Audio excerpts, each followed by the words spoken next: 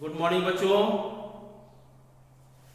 ई पाठशाला रामगढ़ एडमिनिस्ट्रेशन में आप सबों का स्वागत है। आज हम लोग क्लास 8 का सामाजिक विज्ञान हमारे संसाधन विषय का पाठ संख्या 1,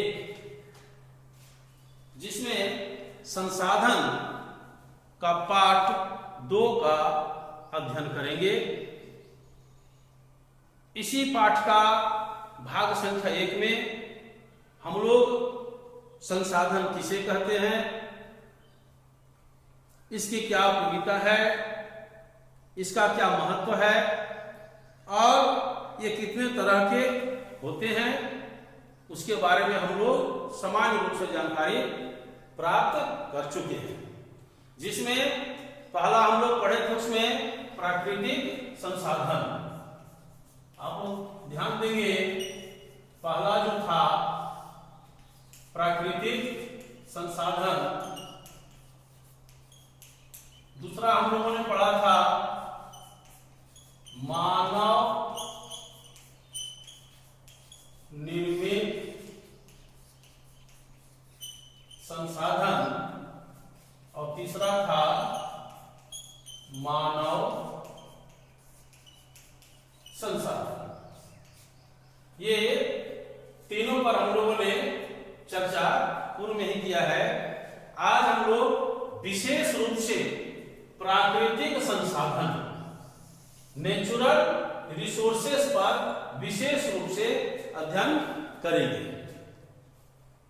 हम लोग देखते हैं कि प्राकृतिक संसाधन को भी उसके उपयोग, उसके उत्पत्ति और उसके विकास और उसके उपलब्धता के आधार पर अलग अलग वर्गों में बांटा गया है। हम लोग देखेंगे कि प्राकृतिक संसाधन को मुख्य रूप से 4 वर्गों में बांटा गया है। सबसे पहला जो है वो उत्पत्ति के आधार पर, उत्पत्ति के आधार पर प्राकृतिक संसाधन को 2 भागों में रखा गया। पहला जैव संसाधन और दूसरा अजैव संसाधन। जैव संसाधन के अंतर्गत पेड़ पौधे, जीव जंतु, मानव, ये सारे सजीव जगत जो हैं वो सभी जैव संसाधन के अंतर्गत में आते हैं और यह जो सो प्राकृतिक संसाधन का ही भाग है। लेकिन उत्पत्ति के आधार पर जो बांटा गया 2 भागों में, जैव संसाधन और अजैव संसाधन। उस जैव संसाधन के अंतर्गत में सजीव जगत के जितने भी जीव जंतु आते हैं, पेड़ पौधे, वो सभी जो सो जैव संसाधन के अंतर्गत में आते हैं, इसलिए उसको हम लोग जैव संसाधन कहेंगे। दूसरा है अजैव संसाधन, यानी जस्ट उसका अपोजिट, यानी निर्जीव जगत से, वो भी हमारे प्राकृतिक संसाधन का ही भाग है। जिसमें हमारा मुख्य रूप से मिट्टी, जिसको मृदा बोलते हैं, चट्टान भी आती है उसमें, हवा भी है, जल भी है, ये सभी के सभी अजैव संसाधन के अंतर्गत में आते हैं और ये दोनों जो है प्राकृतिक संसाधन के ही भाग हैं। आगे आते हैं विकास एवं उपयोग के आधार पर। विकास, डेवलपमेंट एंड यूज के आधार पर इसे बांटा गया वास्तविक संसाधन और संभाव्य संसाधन। वास्तविक संसाधन से हमारा तात्पर्य है वे संसाधन जिसकी मात्रा हमें ज्ञात है, जिसके भंडार के बारे में हमें ज्ञात है और हमें यही पता है ये कितने दिनों तक चलने वाला है और किन किन क्षेत्रों में ये ज्यादातर उपलब्ध है। इसलिए हम लोग बोलेंगे इसको वास्तविक संसाधन, यानी इसकी वास्तविकता हमें मालूम है। जैसे कि खनिज तेल, पश्चिमी एशिया में खनिज तेल की मात्रा ये पता है कि किन किन देशों में खनिज तेल के भंडार हैं और कितने दिनों तक चलने वाला है, कितना वहां पर भंडार भंडार है, ये मात्रा ज्ञात है। काली मिट्टी भारतवर्ष के, हम चले जाएंगे दक्कन पठार में, महाराष्ट्र राज्य के डेक्कन प्लेटू में चले जाएंगे तो काली मिट्टी का भंडार वहां पर है और कहीं पर ये नहीं है अपने देश में।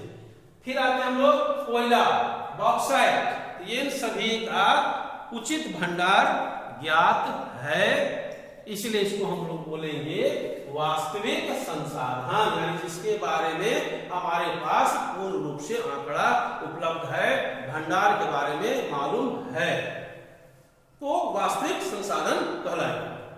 और दूसरा उसी का पार्ट है संभाव्य संसाधन, यानी जिसके बारे में ये निश्चित नहीं है कि कौन सा संसाधन है जो कितनी मात्रा में है, यानी कुछ तकनीकी खामियां है या हम वहां तक नहीं पहुंच पा रहे हैं, इसलिए उसका उपयोग हम नहीं कर पा रहे हैं, इसलिए उसको हम बोलेंगे संभाव्य संसाधन, यानी भविष्य में हम उसका उपयोग कर सकते हैं लेकिन अभी उसके बारे में हमें सटीक जानकारी नहीं है, इसलिए उसको बोलेंगे संभाव्य संसाधन।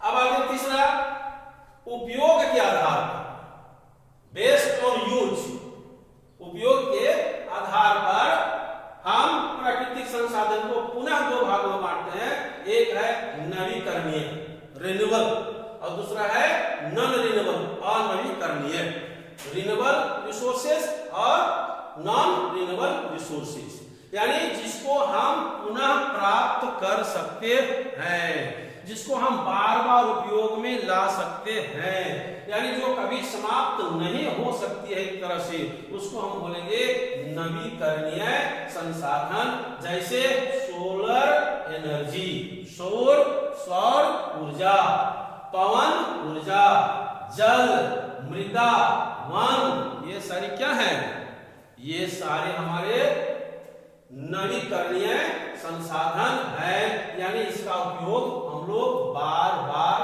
करते हैं, उसके बावजूद भी ये समाप्त नहीं होता है। लेकिन यहाँ एक ध्यान देने की बात है, इसमें से एक जल जो है इसे हमें संरक्षण करने की आवश्यकता है। हालांकि ये रिन्यूएबल सोर्सेज है, रिन्यूएबल रिसोर्सेज है, लेकिन फिर भी वर्तमान परिस्थिति में इसे हमें संरक्षण करने की आवश्यकता है। मिट्टी भी इसी तरह से, इसकी भी हमको संरक्षण करने की आवश्यकता है, वन को भी संरक्षण करने की आवश्यकता है। हालांकि ये प्राकृतिक रूप से उपलब्ध है, इसलिए प्राकृतिक संसाधन के अंतर्गत में ये नवीकरणीय संसाधन के अंतर्गत में आते हैं। ठीक है, आगे आते हैं अनवीकरणीय संसाधन, यानी जिसको हम पुनः प्राप्त नहीं कर सकते, एक बार उसका प्रयोग कर लेने के बाद उसे हम पुनः उपयोग में नहीं ला सकते हैं, इसलिए उसको हम बोलेंगे अनवीकरणीय संसाधन। जैसे पेट्रोलियम, पेट्रोलियम हम गाड़ी में डलवाते हैं या किसी भी जगह इसका उपयोग करते हैं, एक बार चलने के बाद ये पुनः वापस नहीं आ सकता है।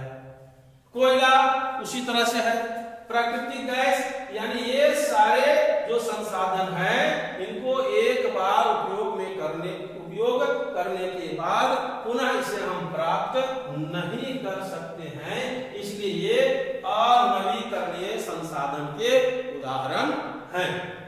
फिर आते हैं, उसी में एक है चक्रीय संसाधन।